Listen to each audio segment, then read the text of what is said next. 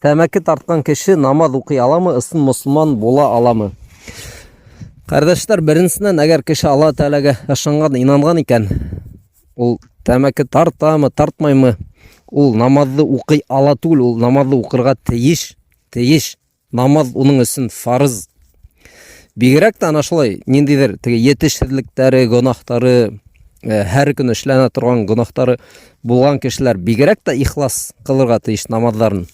Безнең Пәйгамбәрбез саллаллаһу алейһи ва саллям намазды елга белән сагыштырган бит әле. Мана әгәр кемнеңдер өйенең эргәһендә берәй елга агып ятса, һәм кеше ана шул елгага барып 5 тапкыр юына икән, берәй бысрагы каламы ул кешенең? Юк, калмаясак дигән бит. Мана шулай ук намаз, 5 намаз.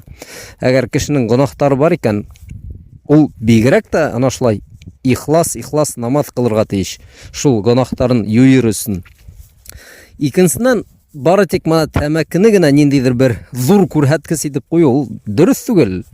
Әйтәйек, кеше тартып йөргәндә ысын мусулман түгел ине, тәмәкене ташлау булды, шунда ук ысын мусулман булып киттеме? Юк, әлбиттә, был бик әз. Без әйтә алабыз, мана Әбу Бәкер, Усман, Умар, Али радиллаһу анһум, шунан яннат һөйенсеһен алган башка сахабалар, мана уларны без ысын мусулман дип әйтә алабыз. Безнең заманда яшәгән кешеләр ярай тәмәке тартмаһалар, уның башка гөнаһтары юкмы? Кайбер бер кешеләр бик тәкәббер, теге бәлки тәмәке тартмай, ниндидер куркыныч эшләр эшләмәй, ләкин шу хаттымлар тәкәббер, был менә мәсәлән ысын мусулманның сифатымы? Юк, әлбиттә. Ысын мусулмандар дигән сүз Коръәндә бар. Әл-Анфал сүрәһендә Алла Тәгалә әйткән: "Иннамал муъминуна аллазина иза зукираллаһу аҗилат кулубухум." Мөэминнәр ул шул кешеләр, кемдәрнең йөрәктәре Алла Тәгаләне искә төшергәндә курку туя дигән. "Ва иза тулият алейхим аяту задатхум имана." Һәм уларга Алла Тәгаләнең аяттары укылганда уларның имандары артып китә. "Ва аля раббихим ятаваккалун." Һәм улар Алла Тәгаләгә тәвәккәл итәләр. "Аллазина юқимунас салата ва мимма разакнахум юнфиқун." Кемдер намаз кыла һәм без уларга биргән нәмәнән инфак, ниндидер садака сыгаралар, хәйр тараталар. "Улайка хумул муъминуна хаққа." Мана булар ысын мөэминнәр, ысын мөэминнәр. Мана Коръәндә әйтелгән.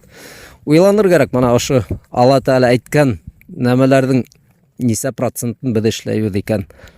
"Лахум дараҗатун инда раббихим." Уларга Алла Тәгалә хузурында зур дәрәҗәләр вәгъдә ителгән. "Ва магфиратун ва ризқун карим." Һәм гафу ителү, ярлыкау, һәм мул ризык, ягъни яннат. Һәм ысын мөэминнәрнең сифаттары ул Коръәндә күп әйтелгән бит инде ул. Без уларның 1%-ын үтәйбез микән ул? Тәмәке тартһала, тартмаһала, тартмаган кешеләр дә, нык тырышкан кешеләр дә бәлки әйтә алмас. Алла Тәгалә миннән талап иткән нәмәләрнең исмаһа монда 2-5%-ын мин үтәй алдым дип. Шуңа ул ысын мусулман дип әйтү ул кыска еңелдәмә түгел инде ул.